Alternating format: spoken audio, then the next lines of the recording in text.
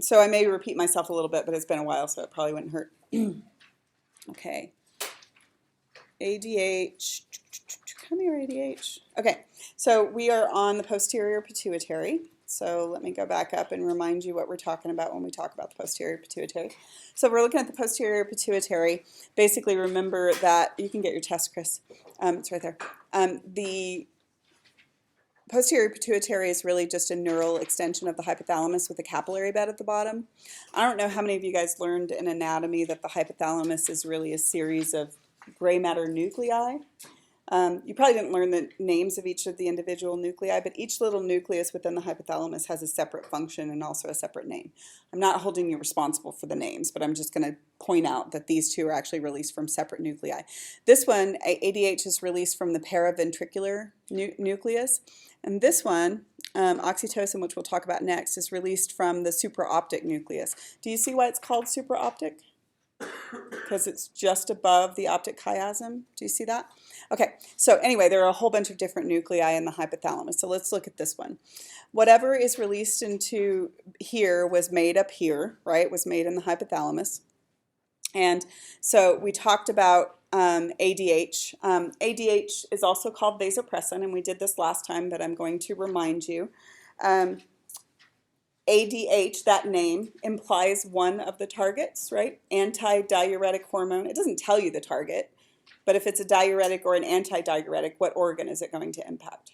Kidneys, exactly. Okay, so since it's an anti-diuretic, tell me what it should do to the kidneys. Conserve water, exactly. Hold on to water, exactly. And its other name, vasopressin, tells you sort of, or implies its other target, its other major target. Its other major target is the vessels, and this is where we practiced for the first time that technique in which if a hormone has two separate targets, it's never going to contradict its action at one target with what it does at the other target, right? So we said that if you retain water at the kidneys, it will do what to your blood pressure? Increase your blood pressure. What could you do to the vessels that would be consistent? Vasoconstrict, exactly. And then I asked you this question, although it's hypothetical in this instance, it does actually occur in the body. If you had a hormone that affected three targets, it affected the kidneys, the vessels, and the heart, right? If it was an antidiuretic and caused vasoconstriction, what is something consistent that it could do to the heart? Raise heart rate, exactly. And we will run into that several times throughout this semester. And the reason those things are important is not because I expect you to memorize every single function, but because I expect you to think through to what would be consistent with the function that you know, right? And that's what I really want you to be able to do. Okay, so, and then we talked about the fact that vasopressin was released during orgasm in mammals, and that it's released more in male humans, at least, than it is in female humans, and it increases territoriality and male-male aggression. We're not quite sure when it's released that way if we know all of the targets that it's going to, but we do know something about the functionality. Okay, so as far as the clinical connections go here, there is one clinical connection that's relevant here, and it's this type of diabetes that I don't know if you've even run into yet. It's called diabetes insipidus.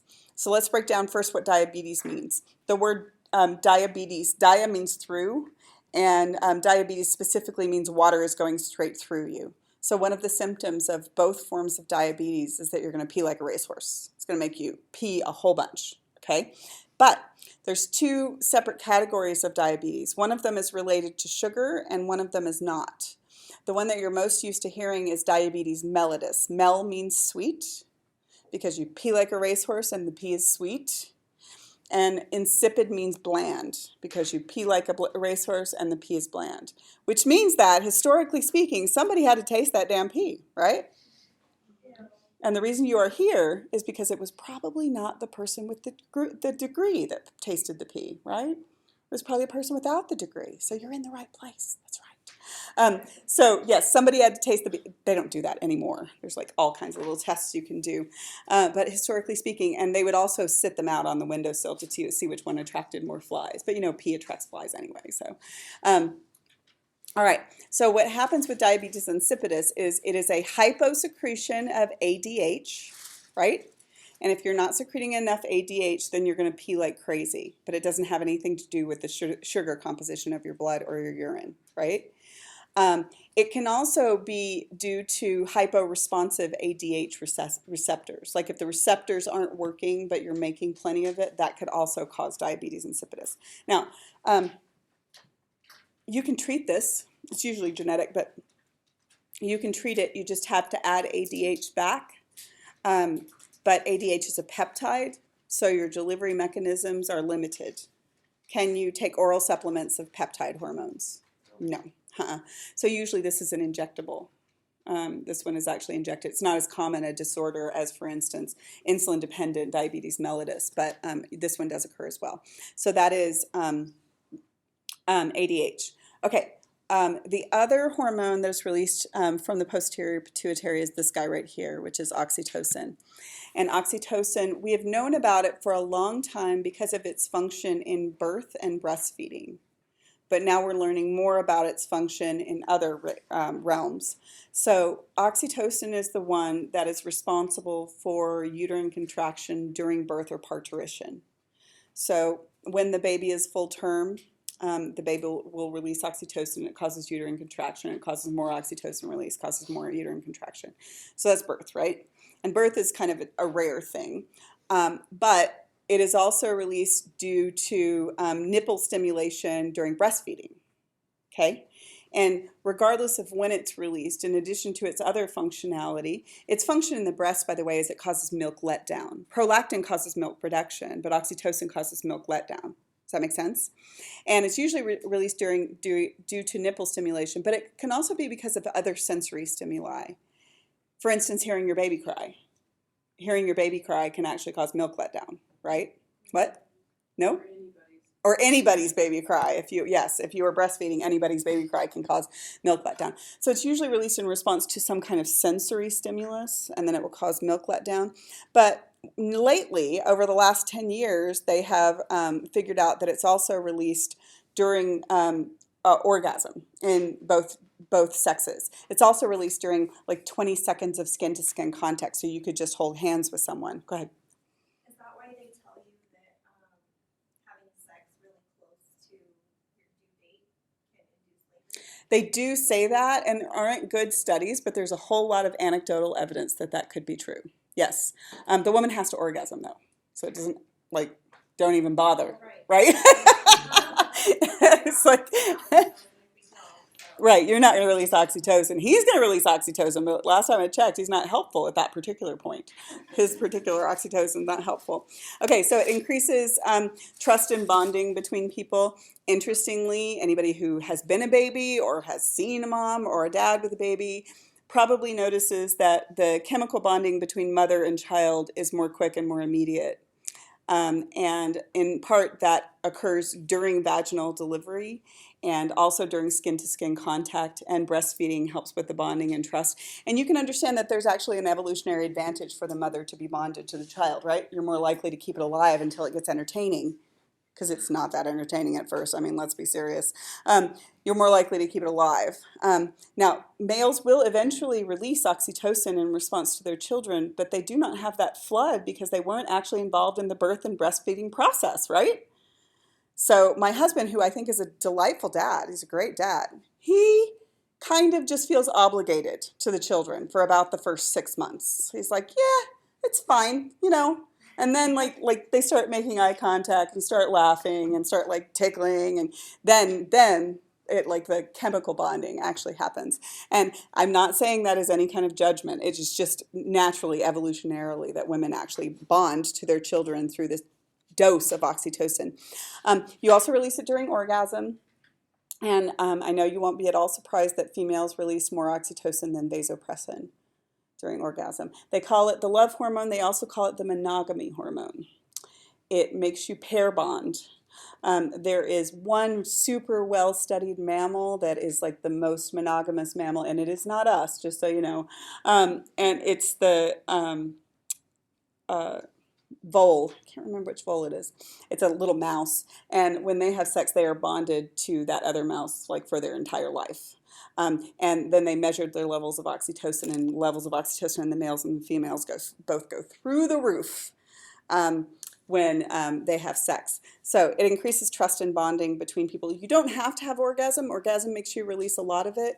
But like I said, skin-to-skin contact. They've even done a study just recently that you actually release oxytocin. Both you and your dog release oxytocin when you have that little eye lock with your dog or when you pet them. And it lowers your blood pressure and it does all kinds of good things. But what do you think happened when they try it with cats? Hell no. Cat's like, why are you touching me?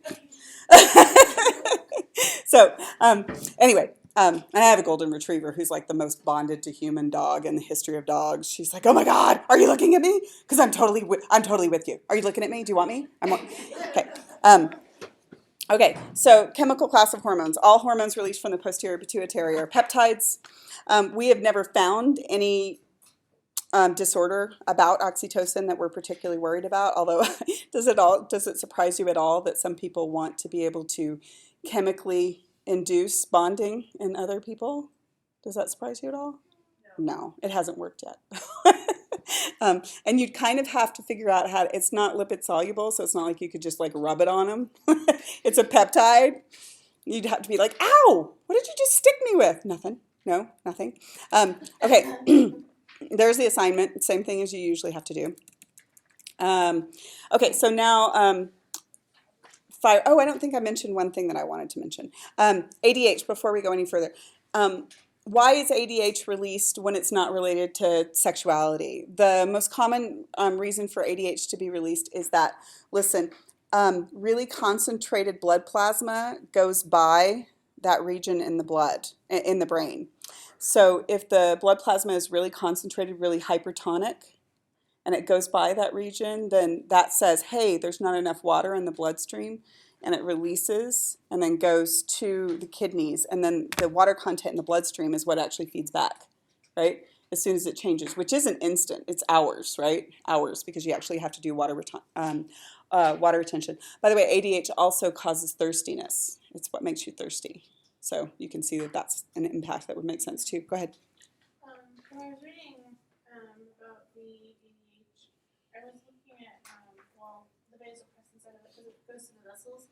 So rather than targeting, because it goes to the vessels, it targets the vessels, it was also showing that it targets the brain, but is that basically saying it's targeting the brain via the vessels, but it's targeting the brain? No, they think, this is not something that's really well understood, and it's a good question. In order to cause bonding, you're going to have to feed back on the brain, right? Because that's a brain activity.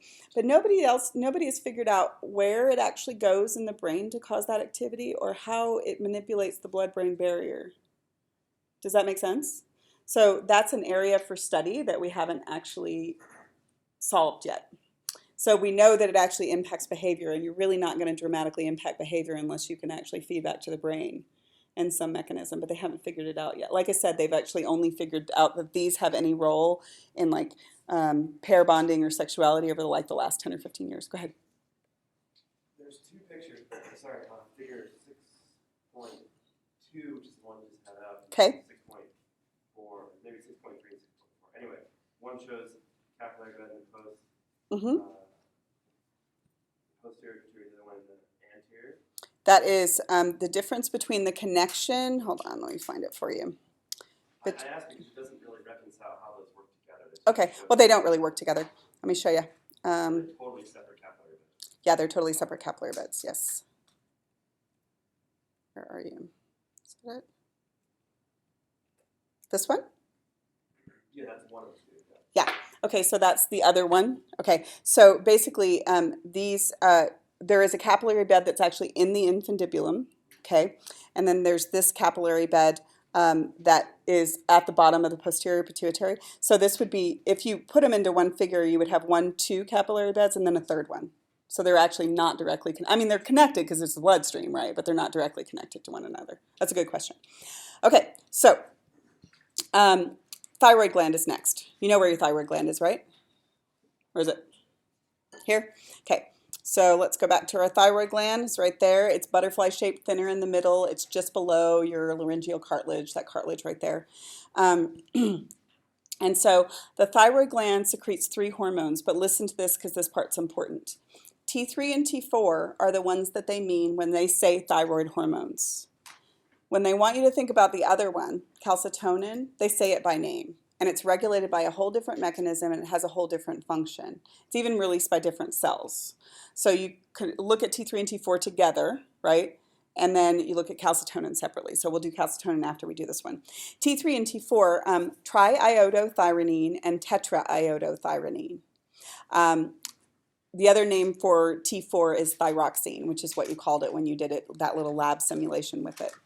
And they have really complex functions, but the big picture of what they do is that they increase metabolic rate in almost every single cell in the body. So what's their target? Most places in the body, really. And by increased metabolic rate, I mean they increase the rate of cellular reactions, both anabolic and catabolic reactions. And in order to, for instance, do something as complex as growth, you are going to need a pretty hardy metabolism, right? So if these particular hormones are out of whack during fetal growth, you're going to have some serious problems with growth and development. And the problems with growth and development are most extreme when they occur to the nervous system. The nervous system is incredibly energetically expensive to put together, and you get one shot at it. Now, am I saying that a woman with thyroid problems cannot have a healthy pregnancy? No. I'm saying that a woman who does not treat the thyroid problems cannot have a healthy pregnancy. But women who are hypothyroid have healthy pregnancies all the time. But you have to keep a very good eye on your thyroid in order to do that. Okay, and we'll talk about some disorders associated with that. The chemical class of hormones, they are the only ones that you learn that are lipid-soluble amines. Iodine is required for the synthesis of both of them, and I'm sure you can figure out which one uses 3 and which one uses 4. Your textbook goes into a lot of detail about the difference and the conversion between T3 and T4, and it's really interesting biochemistry, but it's not particularly relevant physiology. So I'm not going to hold you responsible for the conversion mechanism. I will tell you that one of them is in greater concentration and one of them has a greater affinity for the receptors.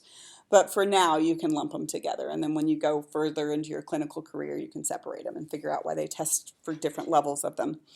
Okay, the other thing about T3 and T4 is that you need to have adequate metabolism before you commit to growth. Does that make sense to you? Okay, so if you do not have adequate levels of T3 and T4, it will shut down your production of growth hormone. So you are going to be small stature. If you are in your growing years and you do not have adequate T3 and T4, you're going to be small stature because of your metabolism, but also because you cut off the production of growth hormone. So you're not going to commit to growth if you can't support normal processes. Go ahead. I went to Guatemala on a humanitarian trip, and all the kids in the village, there'd be like 10, 11, but be like the size of a 5-year-old here. Is that because they have like inadequate this, or? Were you at high elevation? Kind of just like in the middle of the nowhere village.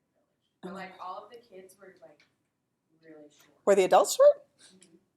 Maybe they're just short people. But like once we got out of the village, there was, like, Oh, like, I don't in the know. city, there was, like, Couldn't it be malnutrition? It could be Malnutrition. But would that affect any of this, or just? It could, but your thyroid hormone abnormalities are not directly related to your nutrition except for iodine. If they had iodine deficiencies, it could cause these problems, but they would probably also have an enlarged thyroid gland. So it's probably something else, probably something that I don't have enough information to assess. Okay, so I want to talk about one thing before we look at the disorders, and then we're going to get some disorders. I want to talk about this relationship, and I'm going to build it for you again. Stop that doing that. My computer is having troubles today. And my brain is also having troubles because I haven't slept, so I'm not going to be very smart. Are you kidding? I'm going to close it and open it again. Well, I was able to connect to the internet over in the cycle, and over here there's authentication problems. Oh, it's not that. It's just that everything is it's just one of those days. I slept like 2 hours, and the whole life is very difficult. Everything is hard when you haven't slept. Okay, so I want to build this mechanism, and then I want to talk about what happens when it breaks. And like we've already built this one time, so it's not going to be hard, but then we're going to start building the rest of them. So now we have all of the information to talk about the regulation of T3 and T4 because we've learned the hypothalamus and the anterior pituitary and the thyroid. So I want you guys to get me started. I'm going to tell you where to start, and I'm going to tell you where to end. And I'm going to let you help me fill in the blanks, okay? So if I'm ultimately trying to regulate the production and secretion of T3 and T4, what hypothalamus hormone do I start with? TRH, yes. And then TRH goes to where? Anterior pituitary. And then anterior pituitary secretes what in response? Thyroid hormone. No. Yeah, TSH. And then TSH goes to where? Thyroid. And then the thyroid secretes T3 and T4. But where the real physiology comes in is this regulation, but also how do you know when you have enough? How does your body know when to stop secreting thyroid hormone? So we need to start thinking about feedback mechanisms. And we looked at this one before. So T3 and T4, as it starts to increase, will be more likely, of course, to feed back. And since it's lipid soluble, it can feed back both to the anterior pituitary and also to the hypothalamus because it doesn't have to respect the blood-brain barrier, right? That make sense? Okay, so this is kind of the same thing as that one. The only difference with the one in the textbook is that they're looking at the conversion between T3 and T4, and I don't really care right now.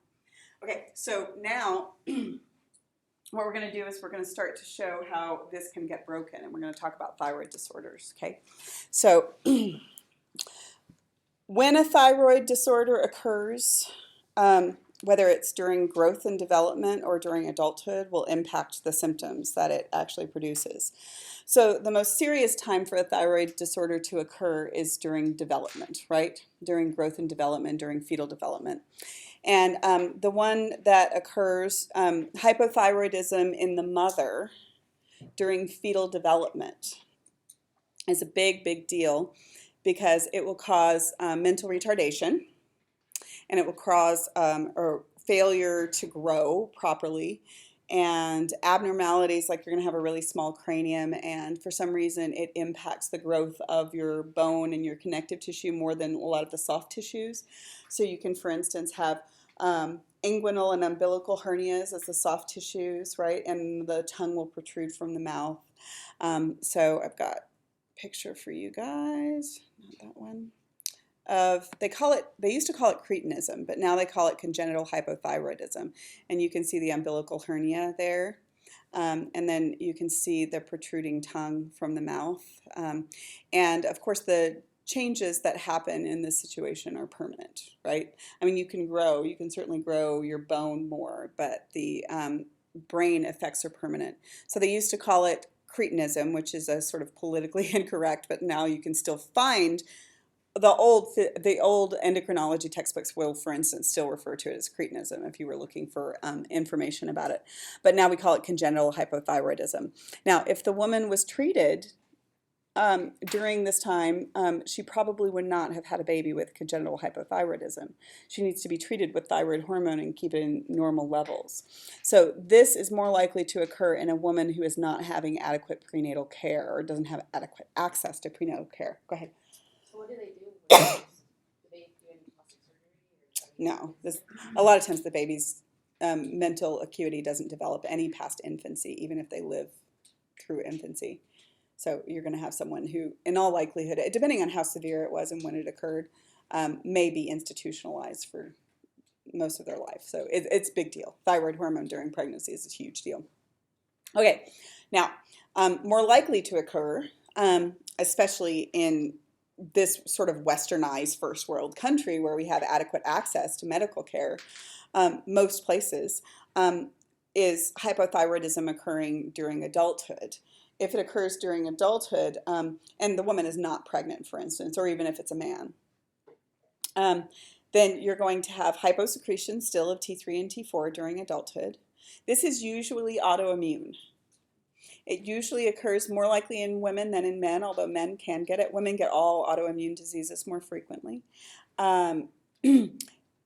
when it occurs, it is autoimmune, and what happens is you got some kind of pathogen, and then you made a whole bunch of antibodies to battle off the pathogen, and then they make a mistake, and they just start attacking your thyroid, and they destroy your thyroid, and so it gives you this whole suite of symptoms potentially.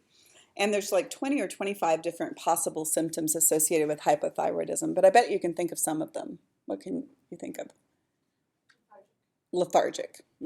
Really, really tired. Lots of sleep disturbances. What else? Huh? Well, if it happens in adulthood, you're going to have problems with healing, right? But not necessarily problems with growth. What else? Yeah, weight gain is usually associated with it. Lethargy, weight gain, it causes weird little things like disturbs your skin texture and your hair texture, and sometimes your hair falls out and clumps a little bit. So this is hypothyroidism. There's a whole suite of symptoms, like I said, but if you have X number of those symptoms, and it changes depending on the year, then they diagnose you with Hashimoto's disease. So you can have hypothyroid without having Hashimoto's, right? If you only, for instance, had a single symptom. But if you have Hashimoto's, you definitely have hypothyroid, okay? And this is treatable. But I want you to look at the feedback mechanism, because this feedback mechanism is going on in me and you every single day and continuously through the course of the day, right? It's feeding back constantly to your hypothalamus and your anterior pituitary. Whereas if I were treated for Hashimoto's disease, I go in and I get my levels checked. They figure out how much they think will work, and then they start asking me to take synthetic thyroid, Synthroid or something like that every day. But they just choose this amount, right? And they're doing their very best. And then they're not even going to go back and test it for about 2 weeks, right? And then when they go back and test it, they say, oh, we gave you too much. And when we gave you too much, you're going to end up shutting down the production of normal T3 and T4. And you can have, for instance, even though you're actually having a bunch of it that you're taking in, you're sort of messing with the feedback mechanism. You can have the symptoms of hyperthyroid, or if you have too little, you don't get any relief of symptoms. So does it surprise you if you're not checking it every second that sometimes it takes months or years to get your thyroid levels right? And then once you get them right, remember your metabolism changes as you age, right? So then you're going to have to go back and check them again. So this feedback mechanism, it works beautifully in a healthy person, but it's very difficult to mimic when you're treating it clinically. It's not impossible, and it's worth a try. Okay, so that is Hashimoto's disease. And I'll talk about some of the other symptoms in just a second. And now let's talk about hyperthyroidism. And hyperthyroidism is a weird one. Hyperthyroidism is too much T3 and T4 being secreted. And like I said in the last one, there are about 20 possible symptoms associated with it. Can you think of any symptoms that might be associated with hyperthyroidism? Weight loss. Tremendous sleep disturbances, because if your metabolism never drops, then you have a lot of trouble sleeping. Changes in hair and skin texture as well. Really a hard time cooling down. So when you get hot, it's really hard to cool down because your metabolism is so high. And then this symptom is called exophthalmos. I'll show you. Exophthalmos is, for some reason, even though you tend to lose fat in most places, you tend to deposit fat in your orbits behind your eyes. We all have fat behind our eyes, but for some reason with hyperthyroidism, you tend to get this pushing forward of the eyes because of excess fat deposits. It can get bad enough that you can't close your eyelids. So this is associated with hyperthyroidism, not with hypothyroidism. So that's exophthalmos. Now, if you get enough of the symptoms, X number of the symptoms, then they diagnose you with Graves' disease. Same kind of thing. You can have hyperthyroid without having Graves, but you can't have Graves without being hyperthyroid, right? So this one's a weird one because it seems like you can have an easier time understanding how an autoimmune disease might cause a hyposecretion, like if it destroys the cells, then you get a hyposecretion. But this is an autoimmune hypersecretion. And the autoimmune hypersecretion goes like this. I got exposed to something, don't know what. I made antibodies to battle that something. Antibodies are proteins, And one of the antibodies is a TSH mimic. It's a TSH agonist.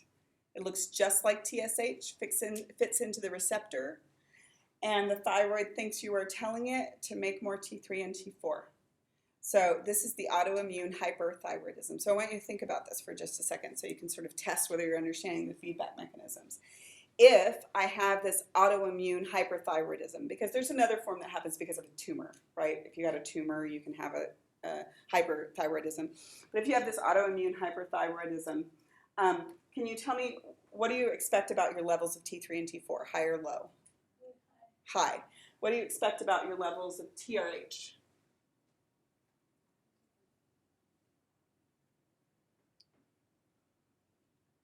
Come on, you can do it. High. Nope. No, it's low.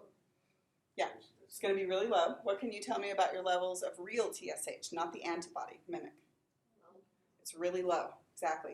So can you see how that can be diagnostic for this type of autoimmune hyperthyroidism? Because I have really high levels of T3 and T4, really low levels of TSH and TRH, and if I test for the antibodies, I'm going to have really high levels of whatever antibody it is. Does that make sense? Is that what's causing it? Yeah, it's the antibody. The high And the antibody is circumventing the feedback loop. Can you see? It's just like breaking the feedback loop, and it's doing it relatively constantly. So that's one of the few situations in which you'll run into an autoimmune disease actually causing more production of something instead of less production of something. So the only other symptoms that we have that are associated with thyroid disorders are with hypothyroid, a lot of times you're really cold and you can't warm up. And with hyperthyroid, a lot of times you're really hot and you can't cool down. We already talked about exophthalmos. And then there is the goiter. A goiter is when your thyroid increases in size. And if it's a really minor goiter, it just looks like you've got kind of a chubby neck. But it can get really major. And a goiter can be associated with either hyper or hypo. I want you to think about it for a second. If I have hypothyroid, then my thyroid might go through cell division to try to increase the production of thyroid. So if I have hypothyroid, it gets bigger as a response. For instance, what if I had iodine deficiency, right? If I have iodine deficiency, my thyroid's going to go, hey, you're not making enough thyroid, and it gets bigger, okay? But if I have like a benign tumor in my thyroid, it might be causing hyperthyroid.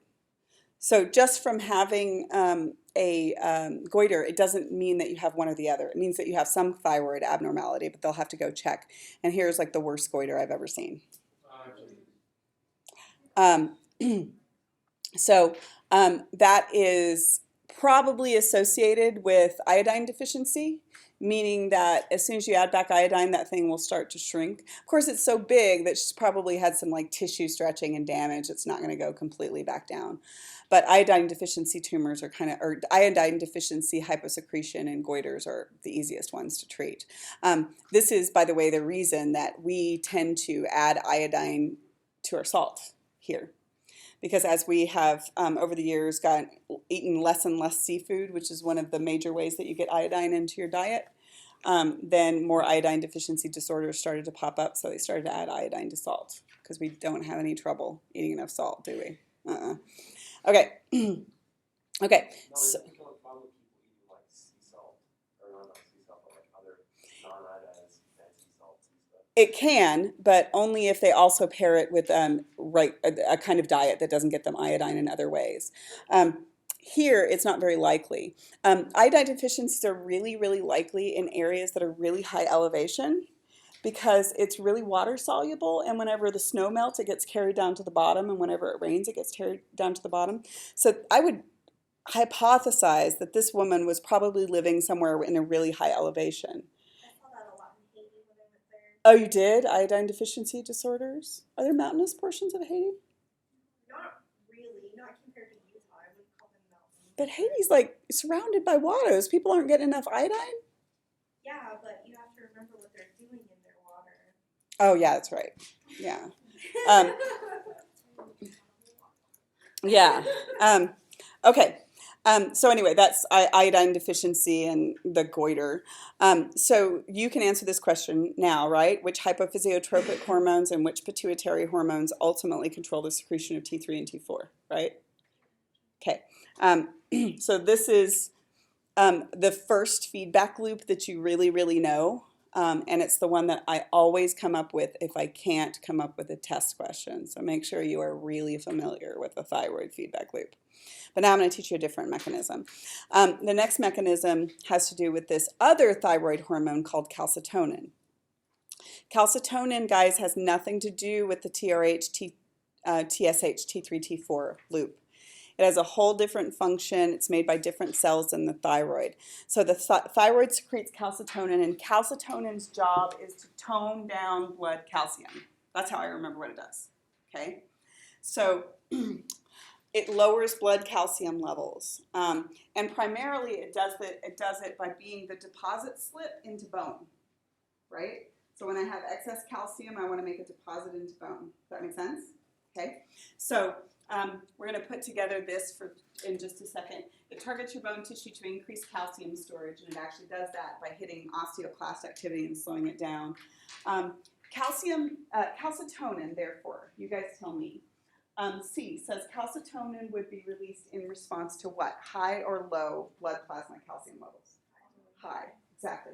So let's build the feedback loop. It's really not very hard. This one is super easy. It doesn't have very many steps. So what's going to happen is this. I have high blood calcium, right? And it's going to go a lot of places, but where's the important place that's going to detect it?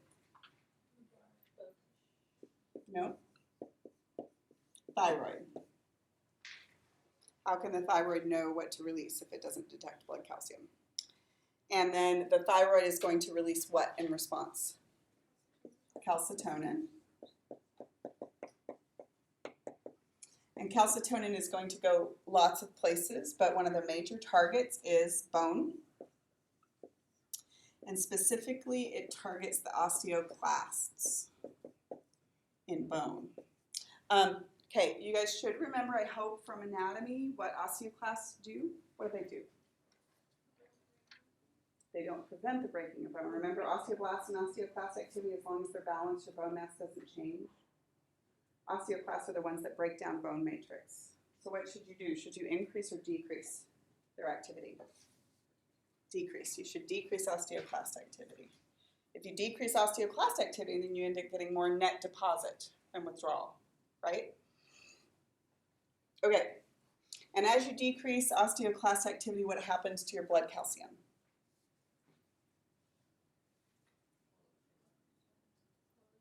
Yeah, it's going to lower your blood calcium.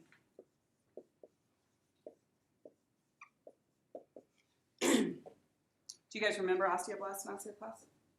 You do? Okay, so now let's talk about the feedback mechanism. The feedback mechanism is not very complicated. As the blood calcium starts to decrease, it feeds back, right? To tell the thyroid that the blood calcium level is fine now and you can stop releasing calcitonin. That make sense? That's the regulatory mechanism for calcitonin, which is totally different than T3 and T4. Okay, logic question for you. This is its primary target, and that's the one I expect you to memorize. But if I told you that calcitonin also targets the kidneys, which it does, I want to see if you guys could figure out anything consistent that you could do to the kidneys. What could you do to the kidneys? Because this is the objective, isn't it? What could you do to the kidneys that would help you with that objective?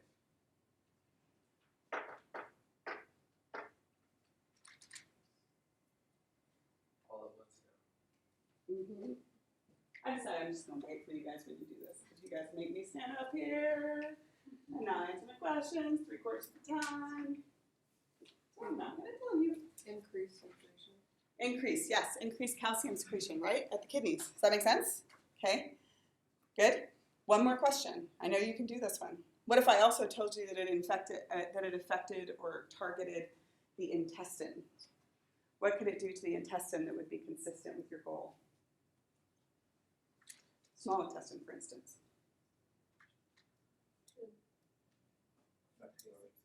Yes, it decreases absorption. Exactly. So what I'm trying to show you there is not that I expect you to memorize all of the functionality, but that I expect you to reason to the functionality. If you know the goal, which is decrease blood calcium, you know one target, which is the bone, and then I say, for instance, write a question that says, which of these activities is consistent with the major function of calcitonin, right? There's one that you memorize, and there's other ones that I expect you should be able to think through. Does that make sense? Okay, so that is calcitonin. One last reminder that calcitonin is not regulated with the TRH, TSH, T3, T4 feedback loop, and you should be able to fill in those three. Calcitonin is a peptide. The other two are lipid-soluble amines. Okay, now the next one is super easy because we just did calcitonin. Parathyroid glands release one hormone called Pth parathyroid hormone. Your parathyroid glands are on the back of your thyroid glands. They used to cut them off on accident because they didn't actually know that they were a separate organ, and then you would end up with extra problems. If you had thyroid surgery and then they cut off the parathyroid as well, you would end up with extra problems. So they just look like two little pairs of nipples on the posterior side of the thyroid gland. Okay, so the objective of PTH is to increase blood calcium levels. So it's exactly the opposite of what we just did, okay? And it's going to have a lot of the similar targets. Okay, so before we go any further, this hormone's action opposes the action of what hormone from what gland? Calcitonin from the thyroid gland, exactly. And PTH, if its objective is to increase circulating blood calcium levels, it would be released in response to what blood calcium levels? Low, exactly. So let's build something similar. Low blood calcium, right? It's going to go this time to the parathyroid. Oh. And then the parathyroid's going to release what in response? Yeah, parathyroid hormone. That's really easy because it only releases one hormone. That's the same as the name of the gland. And PTH, it's going to go a couple of places, but one of the major targets is going to be the bone. And interestingly, it actually impacts the same cells in the bone. It impacts the osteoclasts in bone. But what do you think it does to their activity? Yeah, it increases osteoclast activity in bone. And that will do what to your blood calcium level? Yeah, increase blood calcium.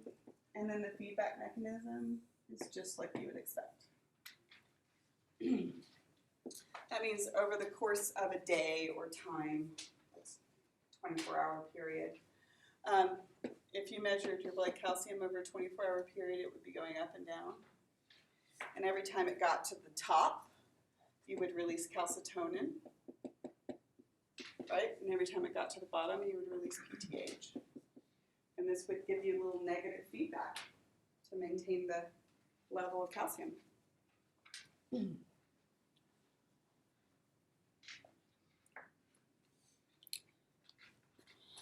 Okay, so the chemical class of PTH is a peptide. Why does it keep doing this today? I don't know why it's doing that.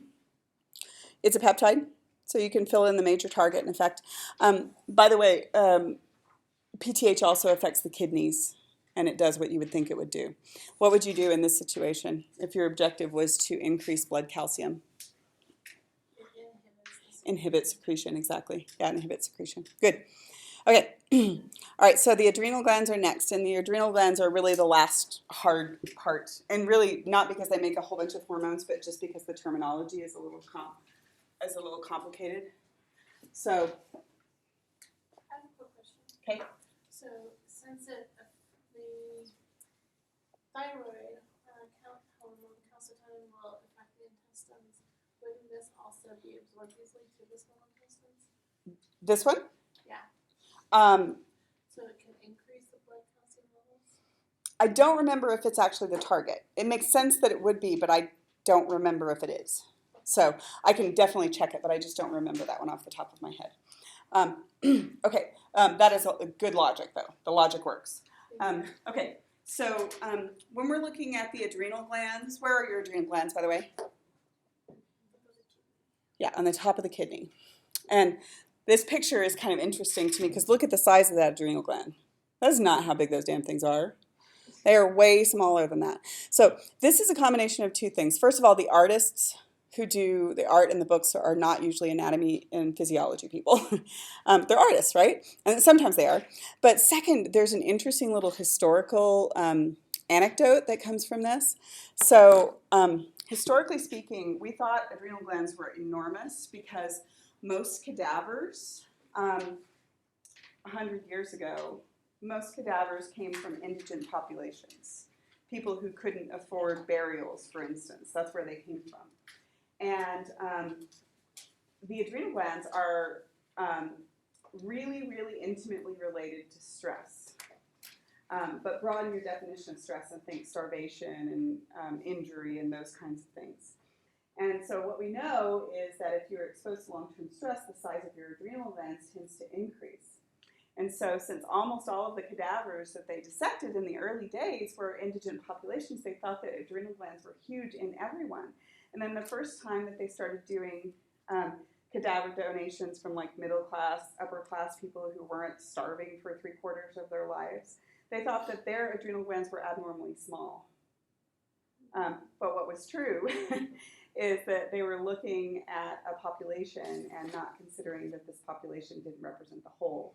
So the problem there is like no control group doesn't actually equal a good scientific study. So that's like a little relic. I always find that one kind of interesting because that's how big they thought they were initially.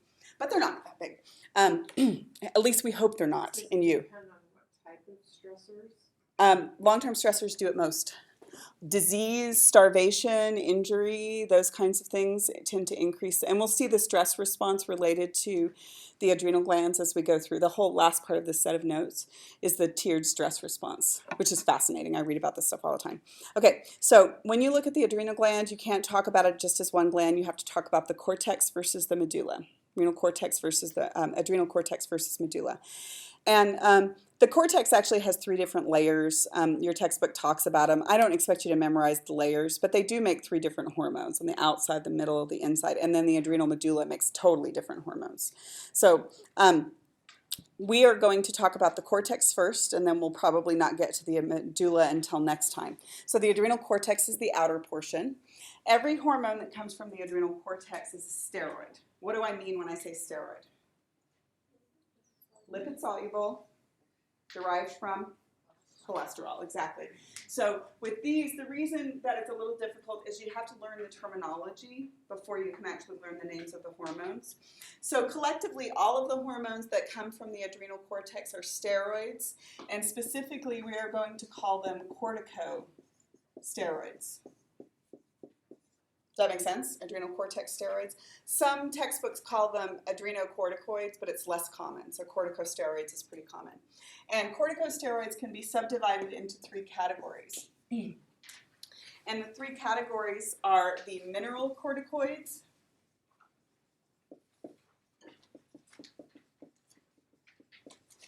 the glucocorticoids, and the gonadocorticoids. And it's easy to remember because the adrenal cortex, collectively with these 3 sets of hormones, regulates salt, sugar, and sex. I'll bet you can figure out which one of the 3 regulates salt. Which one is it? And sugar. Yep. And sex.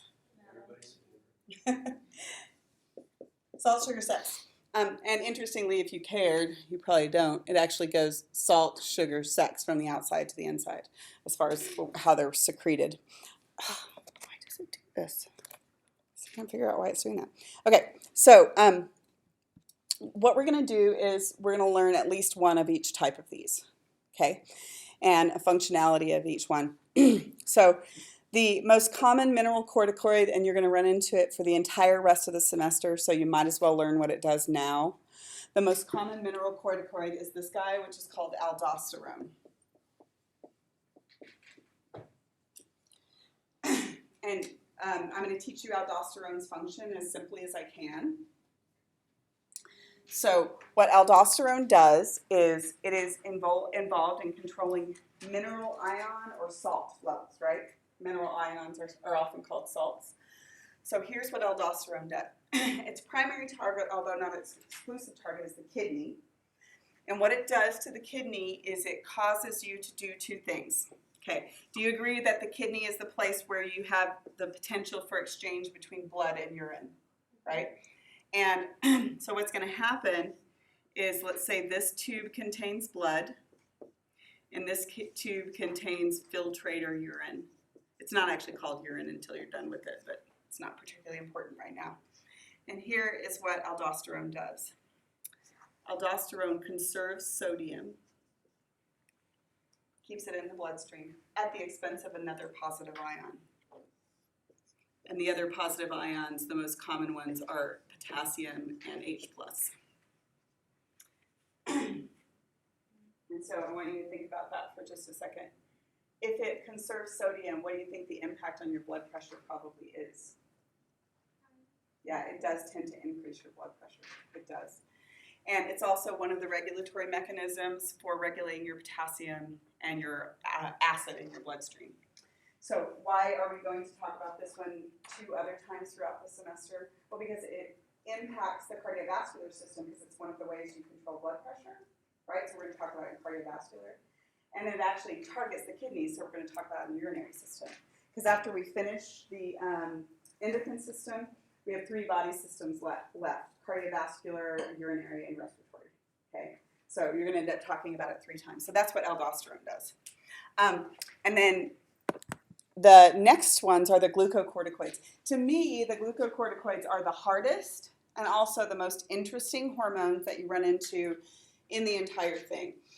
The 2 major ones are cortisol and corticosterone.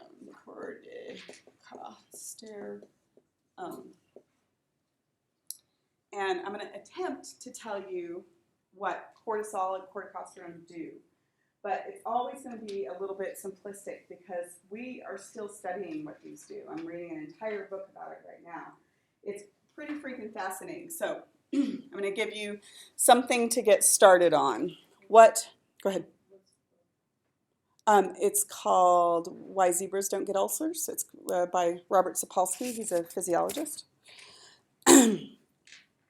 Okay, so this figure isn't in your textbook anymore. I don't know why, but they took it out. I will post it for you, though. Okay, so I want to show you what typically happens, and then we'll talk about the stress function. Okay, not stress yet, because stress complicates the issue. So I want to talk about where the circumstances under which everybody every day releases cortisol, for instance. Let's just focus on cortisol. So what happens is with your circadian rhythms, it's going to cause you to release cortisol because cortisol is supposed to mobilize fuel resources like glucose and fatty acids into the bloodstream to keep you alive during the period of time in which you're not going to eat.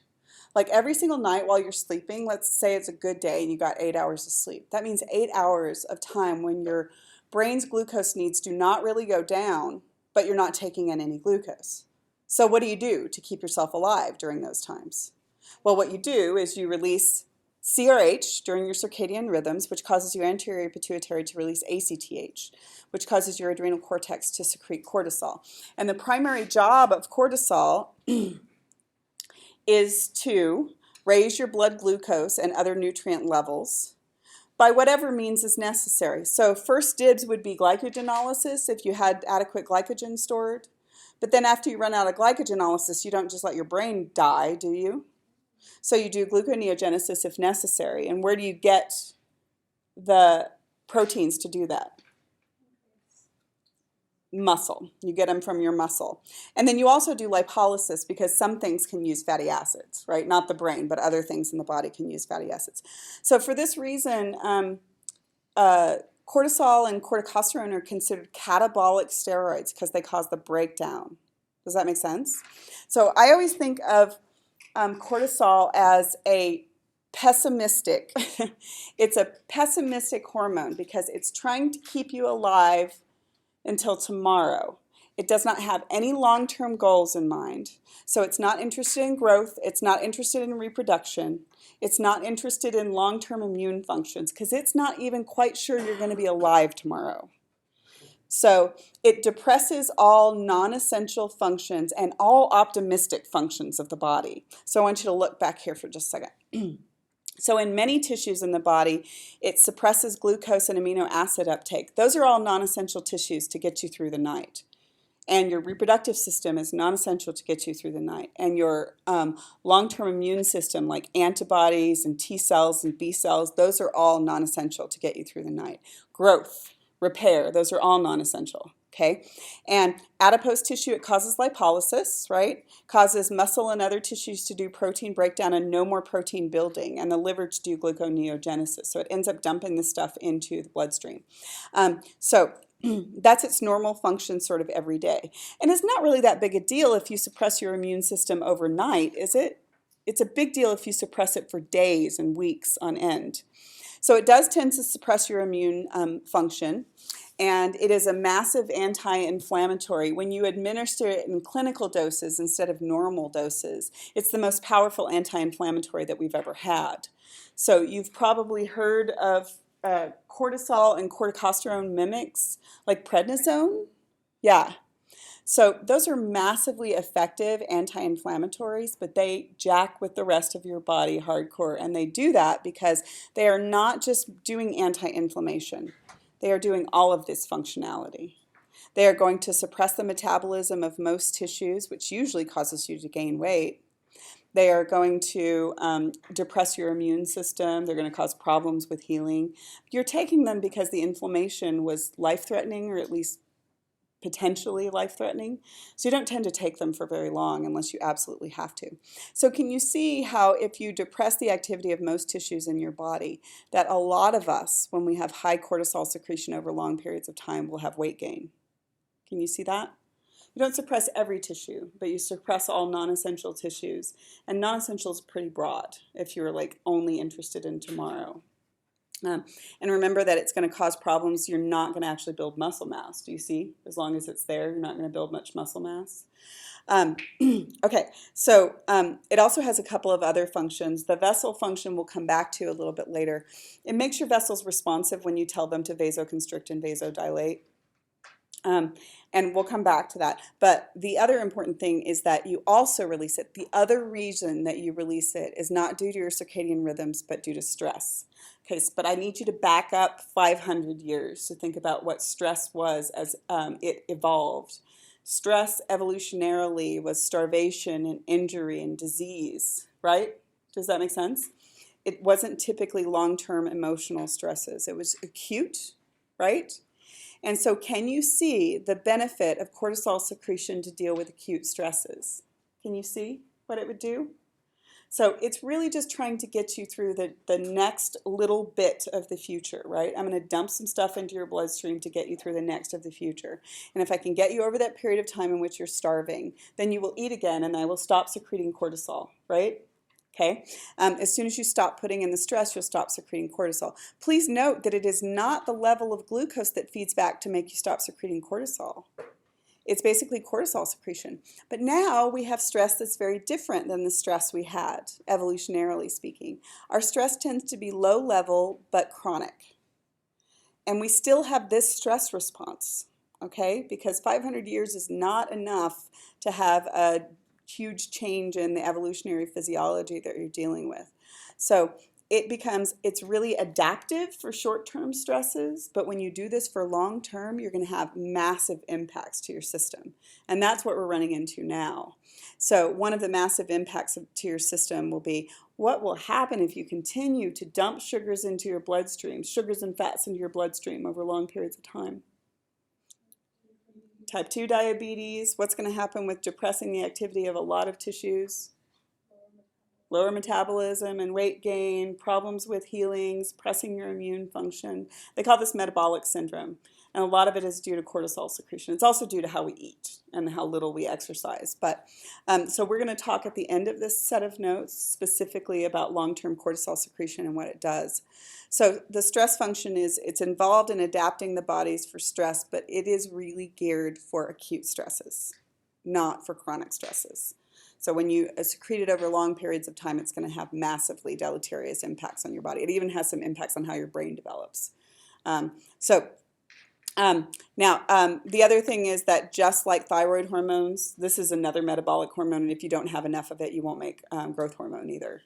Cortisol is absolutely necessary for life. It's one of the few hormones that you absolutely cannot live without. If you're not making it, you have to supplement it. You have to put it back.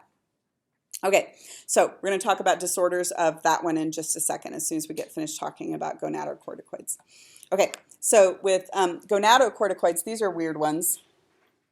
The gonadocorticoids, the adrenal cortex makes hormones that are similar to testosterone from the testes, but they don't have as great an affinity for the receptor as testosterone, so it's like weak versions of testosterone, okay? And the two that you have to know are DHEA. I won't make you spell it out, but it's dihydroepiandrostenedione, and then this one, which is androstenedione.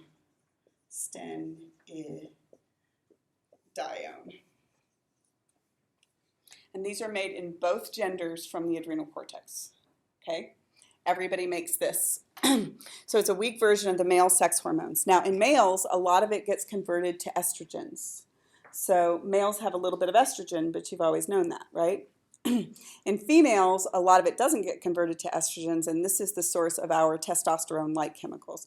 So they always say that females have a little bit of testosterone, but it's not really true because we don't have testicular testosterone. We have this weak version that has a lesser affinity and is released in lesser quantities than the testosterone from the males. So they do think that these androgens, androgens are male hormones, the male sex hormones, released from the adrenal cortex are primarily responsible for the sex drive in women. But it doesn't seem to make a darn bit of difference if a male doesn't release these from the adrenal cortex, because the testes release so much of the real testosterone chemicals, and it has such a greater affinity for the receptors that males don't even have any clinical symptoms when they don't release these from the adrenal cortex. So it doesn't really seem to have any particular function any longer in males, except that most of it gets converted to estrogens. So the effect of DHEA in adult males is probably masked by the testosterone from the testes. Okay, so we'll talk about what goes wrong in those in just a second. Okay, so the chemical class of hormones, everything that comes from the adrenal cortex is a steroid. So let me remind you of your steroids for a second.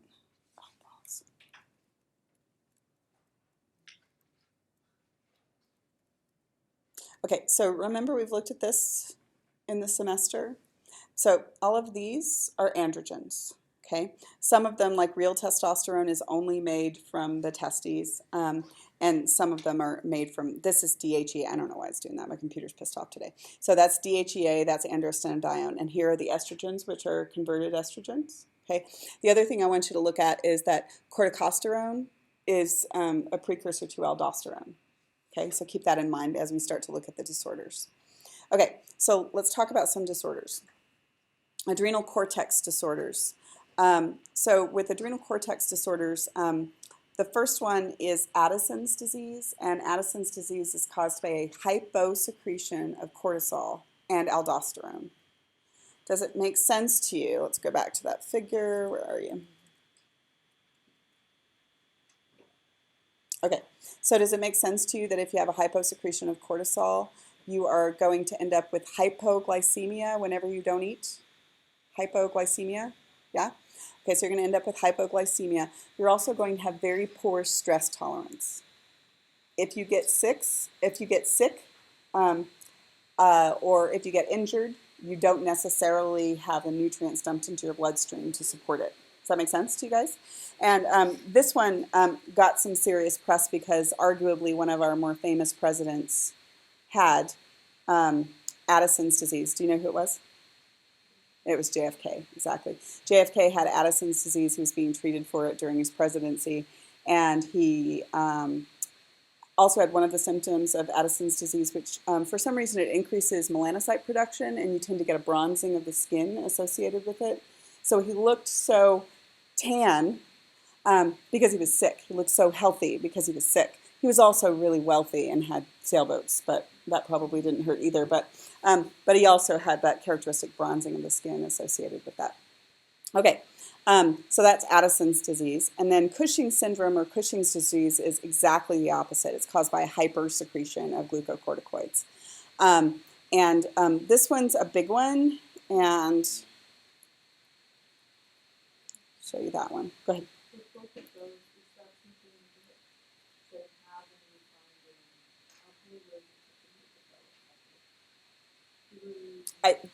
JFK got it as a result of TB exposure when he was in the military.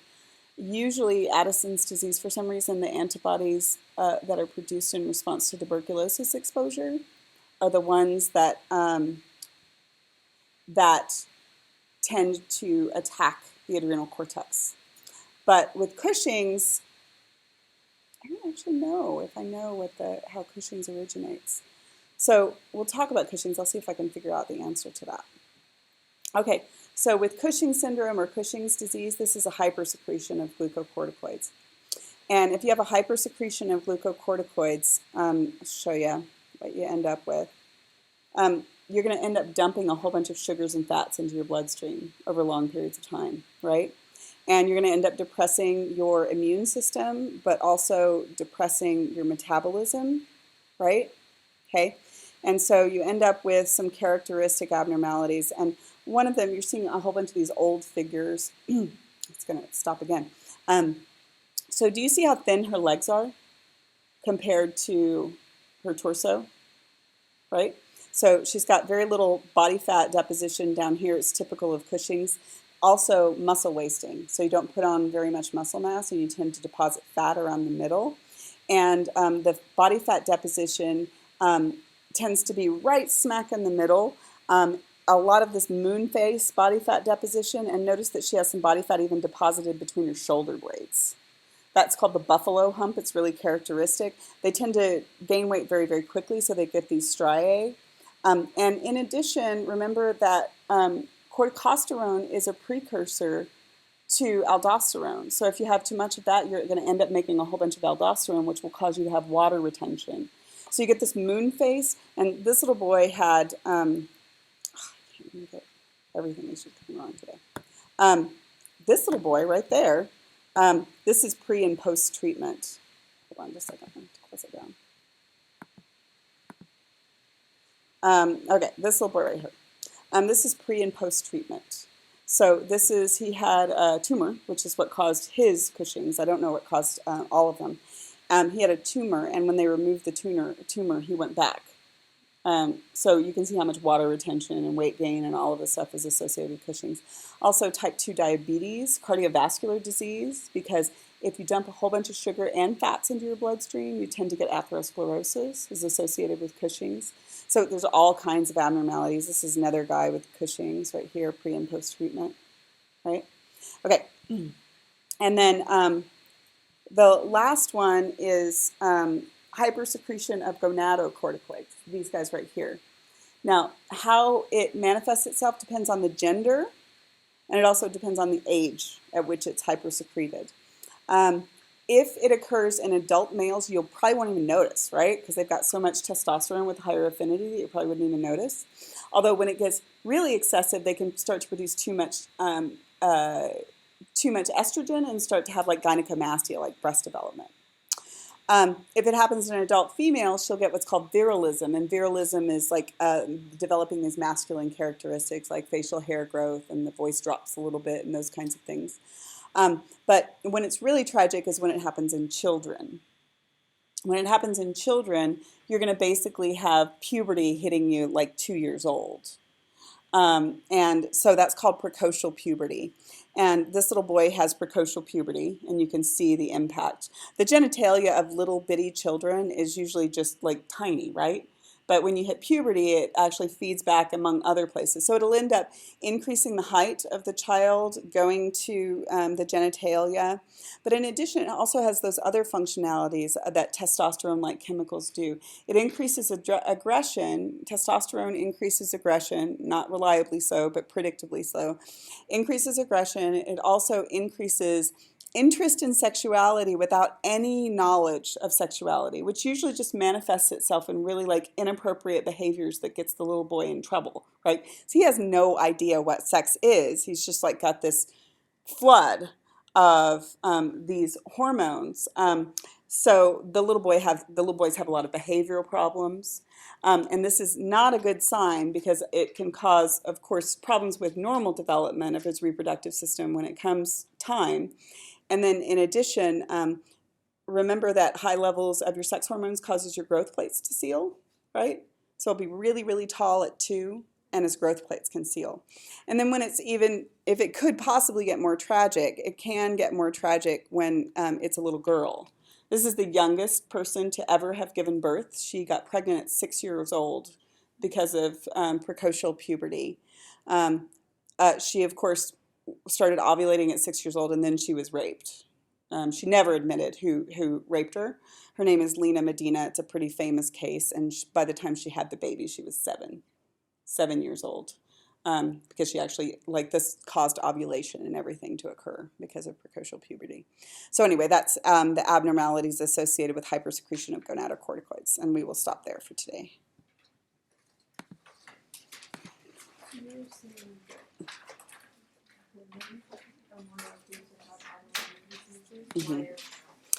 There's a hypothesis. They don't know for sure. Hold on, let me save this before I forget. I'll tell you the hypothesis in just a second. You want us to back, right? Yes, sorry, I need all of those short answers back. You can just put them over there on your way out, please. Yeah, that's your class. I'll reorganize them in a minute.